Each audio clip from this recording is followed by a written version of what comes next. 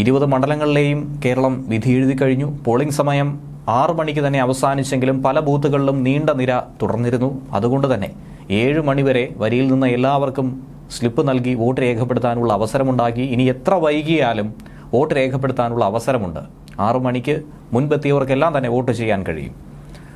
6 മണി സമയത്ത് 67.27% പോളിംഗ് ആയിരുന്നു രേഖപ്പെടുത്തിയത്. പക്ഷേ ഏകദേശം 1 മണിക്കൂർ പിന്നിട്ട സാഹചര്യത്തിൽ പോളിംഗ് ശതമാനം എന്നത് 70% കടന്നിരിക്കുന്നു.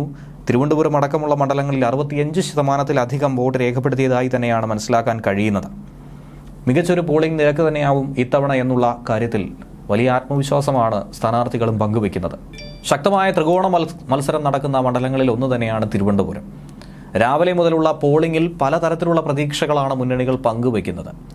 UDF-ന് 3 കൊല്ലം സിറ്റിംഗ് MP ഉണ്ടായിരുന്ന മണ്ഡലത്തിൽ ഒരു മാജിക് സംഭവിക്കുമെന്നാണ് BJP പറയുന്നത്. അട്ടിമറി വിജയത്തിലൂടെ സീറ്റ് സ്വന്തമാക്കാൻ സാധിക്കുമെന്ന പ്രതീക്ഷയിൽ LDF നിലകൊള്ളുന്നുണ്ട്. കോൺഗ്രസ് സ്ഥാനാർത്ഥി ശശി തരൂരിന് ഏറ്റവും അധികം സ്വാധീനമുള്ള ഒരു മണ്ഡലം.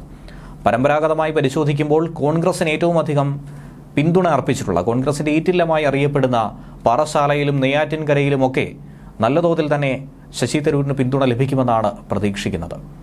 ഉച്ചയോടുകൂടി തന്നെ ഏകദേശം 5 മണിക്കൂർ പിന്നിട്ട സാഹചര്യത്തിൽ തന്നെ 35%-ലധികം പോളിംഗ് രേഖപ്പെടുത്തിയത് ഈ മണ്ഡലങ്ങളിലൊക്കെ കോൺഗ്രസിന് ഒരു അനുകൂല ഘടകമായി തന്നെയാണ് നോക്കിക്കാണുന്നത്. ജില്ലയിൽ കോൺഗ്രസിന്റെ കൈവശമുള്ള ഒരു ഏക നിയമസഭാ മണ്ഡലം ഏതെന്ന് ചോദിച്ചാൽ അത് കോവളമാണ്. കോവളത്ത് ഉച്ചയ്ക്ക് ഏകദേശം 33.62% വോട്ടിംഗ് ശതമാനം. വോട്ട് ബാങ്ക് എന്ന് പറയുന്നത് UDF-ന്റേത് തീരദേശ മേഖലയായിരുന്നു. അവിടെ ഇത്തവണ എങ്ങനെയായിരിക്കും ജനങ്ങൾ വിധിയെഴുതുന്നത് എന്നുള്ളതാണ് തിരുവനന്തപുരം മണ്ഡലത്തിൽ ഏറ്റവും ശ്രദ്ധേയമായിട്ടുള്ളത്. മികച്ച പോളിംഗ് തന്നെയാണ് രാവിലെ നടന്നിട്ടുള്ളത്. അതും പാർട്ടിക്ക് അനുകൂലമായിരിക്കുമെന്നാണ് പ്രതീക്ഷിക്കുന്നത്. 2014-ൽ 17,470 വോട്ടിനാണ് BJP നേതാവ് O രാജഗോപാലിനെ ശശി തരൂർ പരാജയപ്പെടുത്തിയത്. കേവല ഭൂരിപക്ഷം മാത്രമായിരുന്നു അവിടെ ഉണ്ടായിരുന്നത്. അത് തവണ മറികടക്കാൻ കഴിയുമെന്നാണ് BJP-യും പ്രതീക്ഷിക്കുന്നത്. തീരദേശ മേഖലയിലെ മുസ്ലിം ക്രിസ്ത്യൻ വോട്ടുകളാണ് ഏറ്റവും പ്രതീക്ഷയർപ്പിക്കുന്ന വോട്ടുകൾ, പ്രത്യേകിച്ചും കോൺഗ്രസ്. അന്ന് കോൺഗ്രസിന് രക്ഷയായിട്ടുള്ളതും അതുതന്നെയായിരുന്നു. BJP-ക്ക് ഏറ്റവും അധികം പ്രതീക്ഷയുള്ളത് നഗരമേഖലകളിൽ തന്നെയാണ്. ഏറ്റവും അധികം വോട്ട് ലഭിക്കുന്നതും ഈ മേഖലകളിലാണ്. BJP ആദ്യമായി കേന്ദ്രത്തിൽ അധികാരത്തിലെത്തിയ ശേഷം പാർട്ടിക്ക് മണ്ഡലത്തിൽ വോട്ട് വിഹിതം വർദ്ധിക്കുന്നൊരു കാഴ്ചയാണ് കാണുവാൻ കഴിഞ്ഞിട്ടുള്ളത്.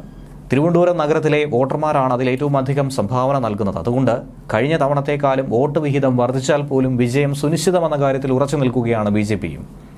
കഴക്കൂട്ടം, വട്ടിയൂർക്കാവ്, തിരുവനന്തപുരം, നേമം മണ്ഡലങ്ങളാണ് പാർട്ടിയുടെ ശക്തി കേന്ദ്രമായി നഗരത്തിൽ അറിയപ്പെടുന്ന മേഖലകൾ. കേന്ദ്രമന്ത്രി രാജീവ് ചന്ദ്രശേഖർ തന്നെ ഇവിടെ മത്സരിക്കുന്നത് അനുകൂലമായ ഒരു ഘടകമായി മാറിയിട്ടുണ്ടെന്നാണ് പ്രവർത്തകരടക്കം വിലയിരുത്തുന്നത്. ജയിച്ചാൽ ഉറപ്പായും രാജീവ് ചന്ദ്രശേഖർ ഒരു കേന്ദ്രമന്ത്രി തന്നെയാണ്. ഈ പ്രചാരണം നഗരത്തിൽ കൂടുതൽ ഗുണം ചെയ്യുമെന്ന വിലയിരുത്തലുമുണ്ട്. കാരണം ഒരു MP മാത്രമല്ല, ഒപ്പം ഒരു മന്ത്രിയെ കൂടി തിരുവനന്തപുരത്തിന് ലഭിക്കുമെന്ന പ്രചാരണമാണ് ആദ്യം മുതൽ അവസാനം വരെയും പോളിംഗ് ബൂത്തുകളിൽ എത്തുന്നത് വരെയും ജനങ്ങളുടെ മനസ്സിൽ അലയടിച്ചത്.